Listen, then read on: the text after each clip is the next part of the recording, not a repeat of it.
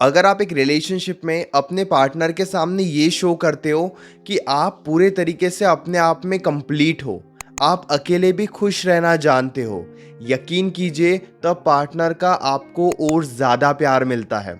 लेकिन अब सवाल तो ये भी है कि जब हमें अकेले ही खुश रहना है तो फिर हम एक रिलेशनशिप में आए क्यों? हम वैसे ही खुश रहेंगे।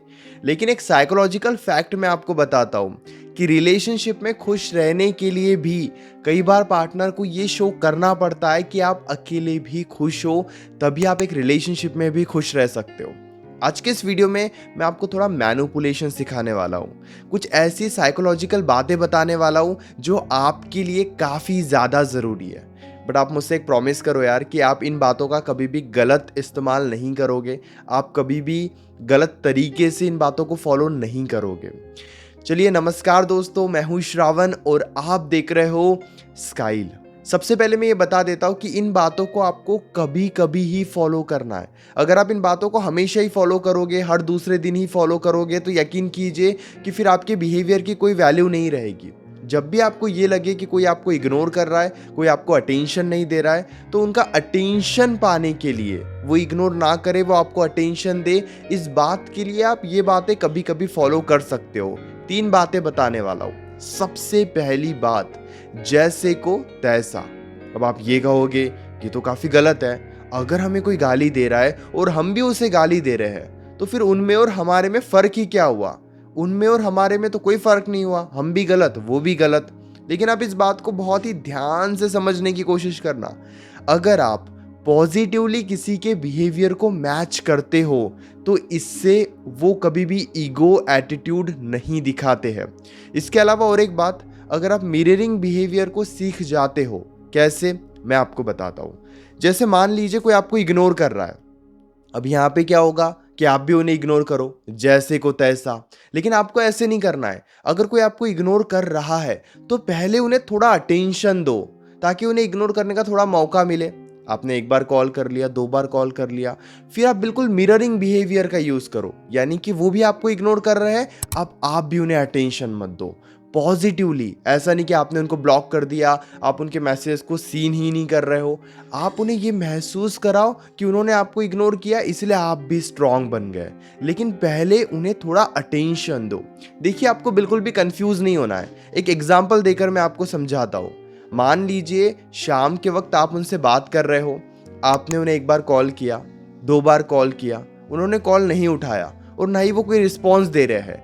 या फिर अगर वो बात कर भी रहे हैं तो वो आपको ये शो कर रहे हैं कि बात करने की उनकी बिल्कुल इच्छा नहीं है, वो आपकी बातों से इरिटेट हो रहे हैं, वो आपकी बातों से परेशान हो रहे हैं। तो यहाँ पे आप पहले थोड़ी बातचीत करने की कोशिश करो। अगर वो फिर भी ऐसे ही शो कर रहे हैं तो फिर तुरंत पीछे हट जाओ। मिररिंग बिहेवियर, जैसा वो कर रहे हैं वैसे आप भी करो, यानी कि वो आपसे बातचीत नहीं कर रहे हैं तो आप भी अपने साइड से कुछ नहीं करोगे।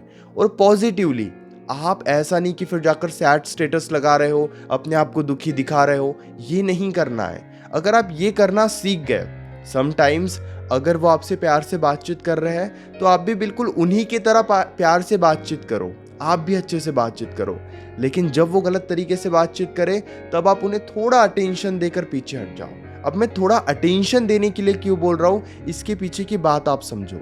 जब भी आप किसी को थोड़ा अटेंशन देते हो तो उनका ईगो एटीट्यूड बढ़ता है। मान लीजिए मैं आपसे गलत तरीके से बातचीत कर रहा हूँ, फिर भी आप मुझसे बातचीत कर रहे हो, फिर भी आप मुझे समझा रहे हो, तो वहाँ पे क्या होगा ना, मेरा और ईगो एटीट्यूड बढ़ेगा।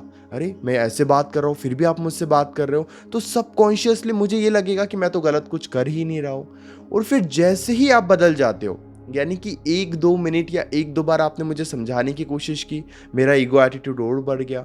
लेकिन फिर आपने जैसे को तैसा कर दिया, आप बिल्कुल साइलेंट हो गए, आप भी बात नहीं कर रहे हो, तो यकीन कीजिए फिर इससे मेरा अटेंशन पूरे तरीके से आपके ऊपर आ जाएगा।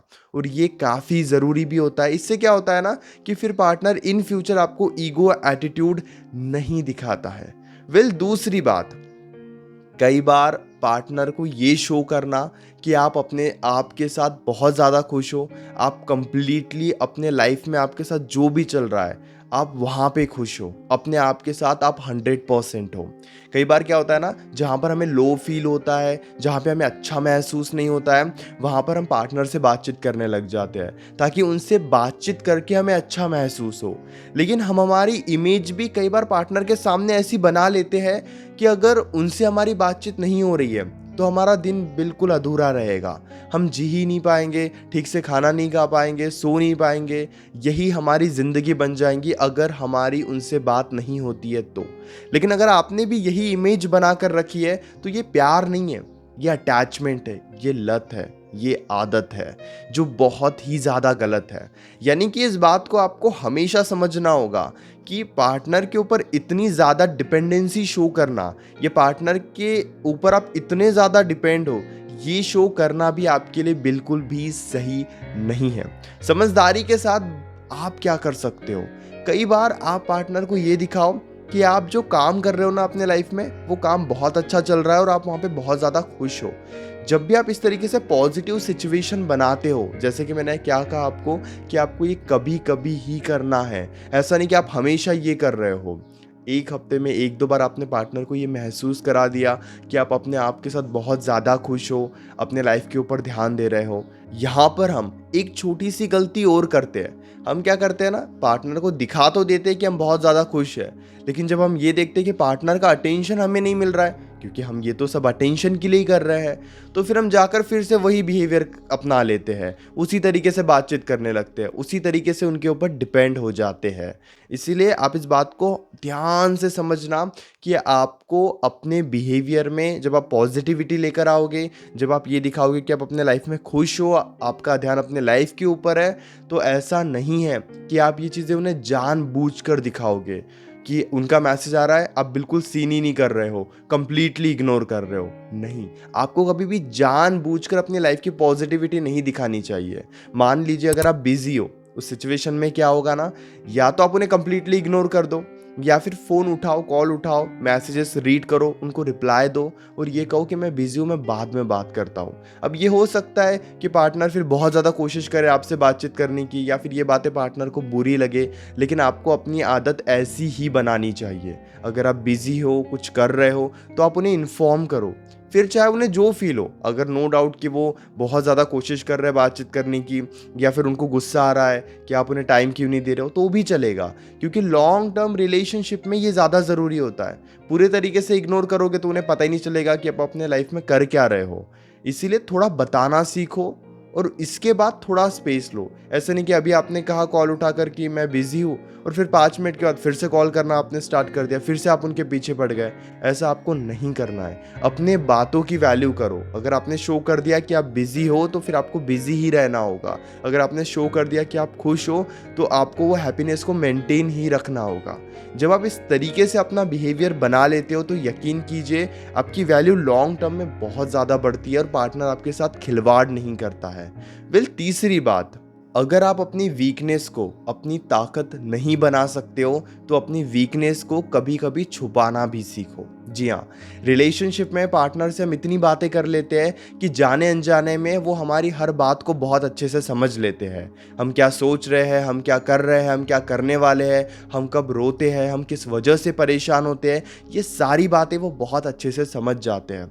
और इसी वजह से कई बार वो आपको मैनिपुलेट करना भी स्टार्ट कर देते हैं। बार बार वो आपके वीकनेस का फ़ायदा उठाकर आपको इग्नोर करते हैं। बार बार वो एक ऐसी सिचुएशन बनाते हैं जहाँ पर वो खुद को पावरफुल दिखाते हैं और आपको वीक दिखाते हैं। कई बार वो खुद को इमोशनली सेटिस्फाइड करने के लिए आपको बार बार इग्नोर करते हैं। यानी कि कुछ बातें उन्हें बहुत अच्छे से पता होती है कि अगर वो अभी आपको इग्नोर करोगे तो आप 1 या 2 घंटे के बाद खुद से कॉल मैसेजेस करोगे। अगर आपकी कोई फाइट अभी होती है तो आप ज़्यादा से ज़्यादा 1 या 2 घंटे या 1 दिन उनके बिना रह पाओगे। ये सारी बातें जब पार्टनर को पता चल जाती है तो पार्टनर का बिहेवियर भी बिल्कुल वैसे ही बन जाता है। वो हमेशा यही सोचते हैं कि इस रिलेशनशिप में जो भी करना है आप ही करोगे। यानी कि वो ये तो समझते हैं कि उनके साइड से भी प्यार है, उनके अंदर भी आपके लिए अटैचमेंट है, वो भी आपके साथ रहना चाहते हैं, लेकिन कभी भी वो अपने फीलिंग्स, इमोशंस को शो नहीं करेंगे क्योंकि वो आपके बिहेवियर को बहुत अच्छे से समझ जाते हैं। अब इसके लिए आपको क्या करना चाहिए? अगर आप बहुत ही समझदारी के साथ, बहुत ही समझदारी के साथ अपनी वीकनेस को छुपाना स्टार्ट कर दोगे कई बार, हमेशा तो हमसे हो ही नहीं पाएगा, हम तो इंसान हैं, लेकिन कई बार अगर आपने वो वीकनेस छुपाना स्टार्ट कर दिया, जैसे कि मान लीजिए अभी आपकी और उनकी फाइट हो गई, उन्हें पता आप 2 घंटे रह पाते हो, 1 दिन रह पाते हो, तो उससे थोड़ा ज़्यादा रहकर उन्हें बताओ। यानी कि जब आप इस तरीके से अपने आप को प्रेजेंट करते हो तो आप अनप्रिडिक्टेबल बनते हो। यानी कि पार्टनर को ये जो कॉन्फिडेंस आ गया है कि आप अभी ऐसे करोगे, अभी वैसे करोगे, इतने टाइम रहोगे, ये धीरे धीरे बदलने लगता है।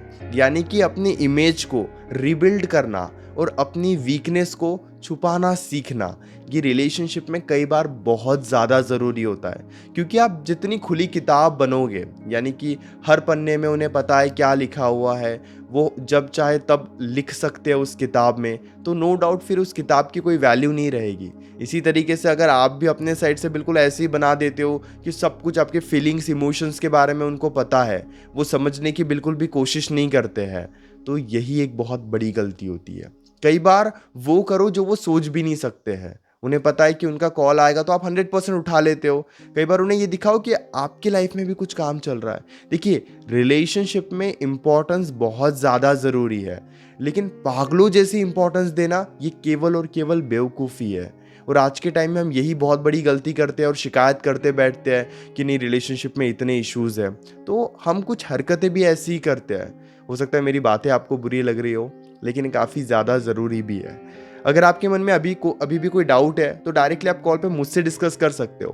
पेड कंसल्टेशन के लिए आप मुझे मैसेज कर सकते हो 9834250097 इस नंबर पर। हमारे बीच में कॉल पर जो भी बातें होगी वो कम्प्लीटली सेफ और प्राइवेट रहेगी, इसलिए प्राइवेसी की आप कोई टेंशन मत लीजिए। और हाँ, चैनल को भी आप ज़रूर सब्सक्राइब कर लीजिए।